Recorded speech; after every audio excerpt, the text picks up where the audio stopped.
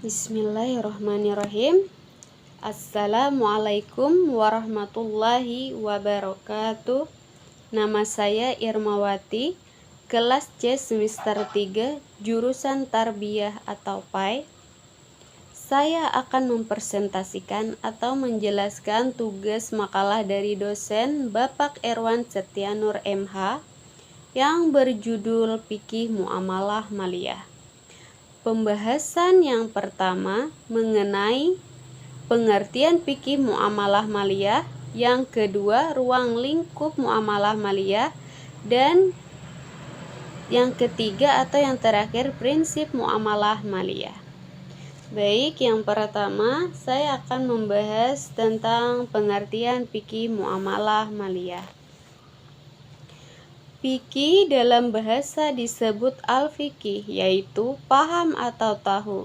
Sedangkan menurut istilah yang digunakan para ahli fikih atau fuqaha, fikih itu adalah ilmu yang menerangkan hukum-hukum syariat Islam yang diambil dari dalil-dalil yang terperinci.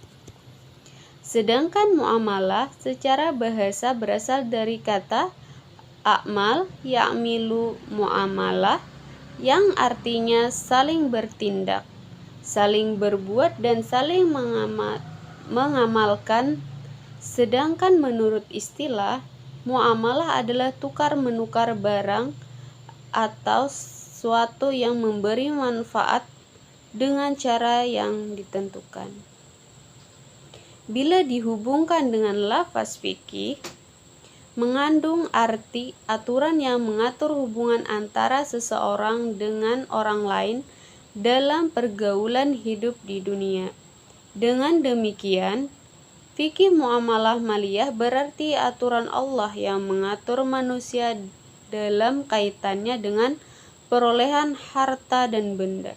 Artinya, muamalah maliyah adalah kegiatan hubungan manusia dengan manusia yang dimana berkaitan dengan kegiatan ekonomi untuk memenuhi kebutuhan hidupnya. Oleh karena itu, bermuamalah maliyah membuat seseorang agar dia dapat memenuhi kebutuhan untuk dirinya, keluarganya, dan masyarakat dengan cara melakukan jual beli, sewa menyewa, atau juga menggadaikan barangnya untuk keperluannya, dan lain-lain. Yang kedua, tentang ruang lingkup dan objek kajian muamalah maliyah. Ruang lingkup muamalah maliyah meliputi bentuk-bentuk sebagai berikut: perikatan atau akad, gadai atau al-rahan, sewa menyewa atau al-izarah, pesanan atau al-istisna, jasa tanggungan atau al-kafalah, pengalihan utang atau al-hiwalah, pemberian kuasa atau amanat atau al-wakalah, kerjasama atau al-syirkah, bagi hasil atau al-mudarabah, bagi hasil dalam pengairan atau al-musakah. Dan yang ketiga, prinsip muamalah maliyah. Berikut adalah prinsip dasar muamalah maliyah yang dimaksud sebagai berikut. Yang pertama, prinsip tauhid atau keimanan atau kesatuan. Tauhid berasal dari kata wahida, yuwahidu, tauhidan, yang berarti mengesahkan Allah Subhanahu wa Ta'ala. Yang kedua, pengharaman riba. Secara etimologi, kata riba bermakna tambahan, kelebihan. Dalam lisanul Arab dijelaskan kata raba, rabu, raba, mengandung arti yang sama, yaitu yadataza, bertambah dan tumbuh atau berkembang. Sedangkan menurut terminologi, riba dirumuskan oleh ilmu fikih sebagai tambahan khusus yang dimiliki salah satu pihak dari dua pihak yang terlibat tanpa ada imbalan tertentu. Yang ketiga, pelarangan gharar dan maisir. Gharar secara etimologi diartikan sebagai al-khatar dan al-taghrir yang bermakna penipuan atau penyesatan. Namun juga bisa berarti suatu yang membahayakan, risiko atau al-khatar atau hazard. Gharar diartikan oleh ulama fikih sebagai ketidaktahuan akan akibat suatu perkara atau transaksi, atau ketidakjelasan antara baik dengan buruk. Yang keempat, anjuran berdagang dan berbagi keuntungan dan risiko. Islam sangat mendorong umatnya untuk terlibat aktif dalam perdagangan. Studi pada Al-Quran dan Sunnah Nabi Muhammad SAW menunjukkan bahwa Islam lebih cenderung mendukung aktivitas perniagaan dan perdagangan. Sebagian besar perintah berdagang ini terutama menjelaskan perdagangan sebagai fadhal Allah, karunia dan rahmat Allah. Yang kelima, tidak mengenal konsep time value of money atau menilai waktu dari uang. Para ahli dalam perekonomian Islam mengakui manfaat uang sebagai media pertukaran. Nabi Muhammad SAW sendiri menyukai penggunaan uang dibandingkan penukaran barang dengan barang. Yang keenam, pembiayaan didasarkan pada aset real. Pilar utama ekonomi Islam adalah menciptakan sistem yang mendukung iklim investasi dengan adanya zakat sebagai alat disensitif atas penumpukan harta, larangan riba untuk mendorong optimalisasi investasi, dan larangan maisir atau judi dan spekulasi untuk mendorong produktivitas atas setiap investasi.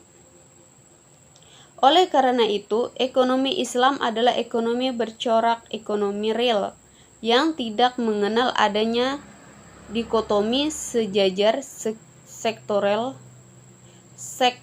real dan sektor moneter atau keuangan.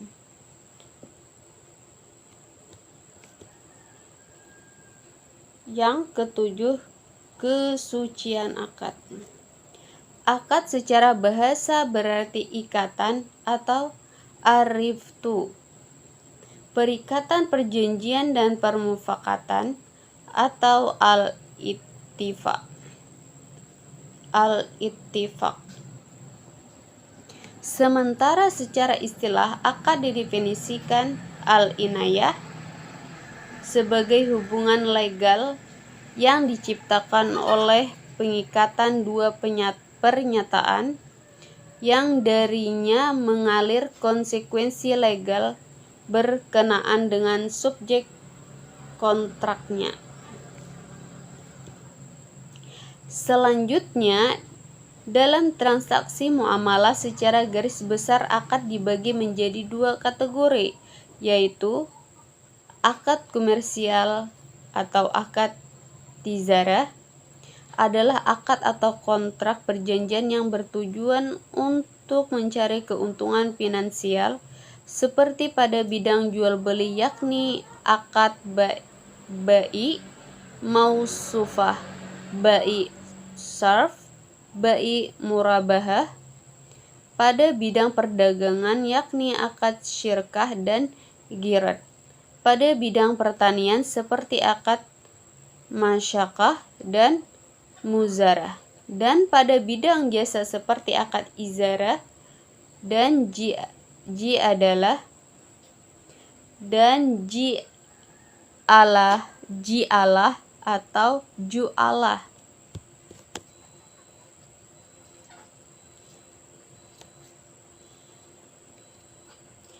Yang kedua, akad non komersial atau akad tabaru adalah akad atau kontrak perjanjian yang tidak menghasilkan keuntungan finansial, yang bertujuan untuk mewujudkan kebaikan sosial atau mengarah kepada keuntungan untuk mewujudkan kebaikan sosial atau mengarah kepada keuntungan non komersial seperti prinsip tolong-menolong, empati, dan sebagainya.